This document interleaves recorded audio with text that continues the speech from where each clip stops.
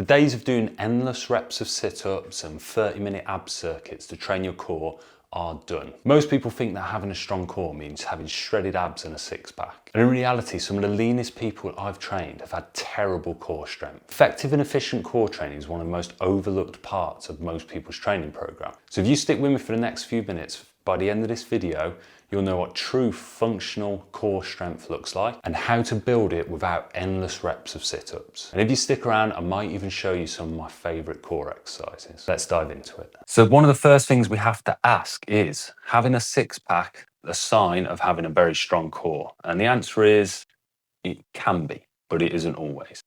Having a six-pack is typically a sign that someone has got themselves down to a very low percentage of body fat, so they are very lean. That doesn't always mean good function for the core, though. I've seen people with six-packs be very strong in their core. I've also seen people struggle to hold themselves up and brace effectively under a heavy bar during a back squat, for example. So my aim when I work with parents and athletes is to create functionally strong cores that can produce efficient and effective movement, that can help stabilize and brace under heavy loads, and also reduce the risk of lower back issues. So what we need to do is stop chasing abs alone and start looking at what our core can actually do. Now, the way I like to do that is look at the functions of the core. Because when people train their core, they often focus on spinal flexion movements that are like our sit-ups or our crunches or the ab crunch machine at the gym. But our core has a lot of different functions. So we need to address other muscle groups than just our abdominals. We also have the transverse abdominal, which are our deeper abs. We have our internal and external obliques, which help with lateral movement. We have the erector spinae muscle, which helps with spinal extension. And then muscles that connect to your hip, like the QL, that help with pelvis stabilization as well. And then crucially as well, for a lot of parents I work with, sometimes I work with moms who are returning to sport or trying to get themselves stronger, who have recently given birth. So pelvic floor strength is really key for them, and that is part of the core as well. Now, the way I like to look at the movements of the functions of the core is because it addresses all of those key muscle groups. So one of the key functions of the core is to resist movement, to help stabilize us, to keep our balance when pressure is applied, and also help with our posture. So exercises that resist movement are key here. Our core is also responsible for movement and producing force. So rotational movements, spinal flexion like we spoke about, spinal extension and lateral extension and flexion as well are also very important. But one of the key things that our core does, it helps us transfer force effectively when we're doing movements like sprinting or running. Having a strong core and a strong, stable core allows us to produce better ranges of movement and increases mobility of our extremities, so our arms and our legs. So it's really important there as well. Having a weak core is a bit of a no-no for all athletes, but also for a lot of parents as well, because parents are going to have to carry their kids around a lot. They also want to be active. They want to be playing with their children. They want to be moving with them. So having a weak core can lead to different movement compensations. And this leads to overload of muscles that we don't want to be overloading, and also significant energy leaks when we do athletic activities. This can in turn lead to lower back issues. Not all lower back issues are caused by a weak core. There is a whole range of causes, but a weak core can be a cause of them. Or what I should say actually is having a strong core can help reduce the risk of lower back issues. And we can also get overuse injuries, particularly for people who are running or playing sports that involve running. Having a weak core can lead to an unstable pelvis, can lead to certain muscles in our hips getting overworked as well. And when it comes to picking your core exercises, we can divide them into three key areas: stability, strength, and a combination of the two. Now, stability requires us to stay rigid under load.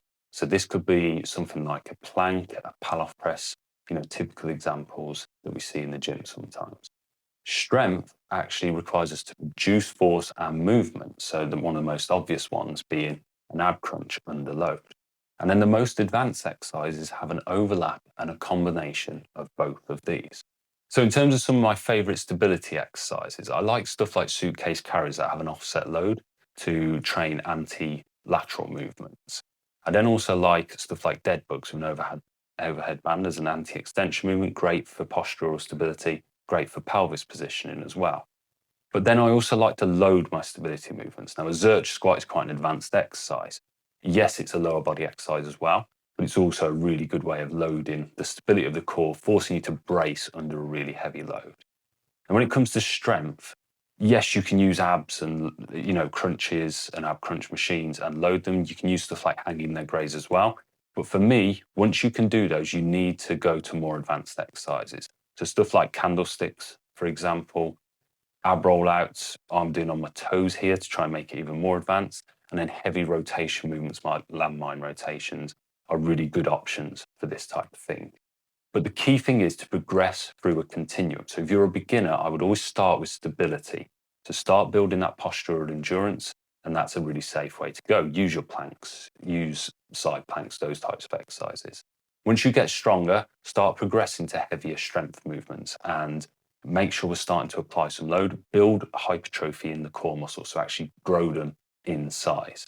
And then try and move to more advanced movements where we've got more of this combination exercise that involve heavy bracing of the core, but also movement at the same time as well. So in terms of integrating these into your workouts, there's a couple of key things that you can do. One is integrate some stability exercises into your warm-up. Do some of your more low-level stability exercises prior to doing your lifts and watch your big lifts fly, particularly your compound exercises.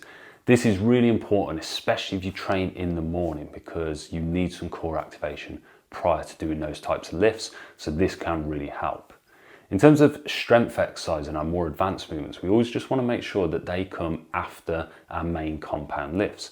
Our core has a really important role as fixator muscles during those types of movements. And so we don't want to fatigue them heavily before going into those types of lifts, because then they're going to be less efficient. So make sure we put our strength exercises after our main lifts, but they can be supersetted into dead space within our workouts, just so we're being a bit more efficient. But crucially, it does not need to be a workout by itself. Okay, you shouldn't be doing a bro split anyway, but you should not have a dedicated abs session. Just integrate it into your full strength or upper body, lower body sessions. So I hope you enjoyed this video. Make sure you hit subscribe, and I will see you on the next one.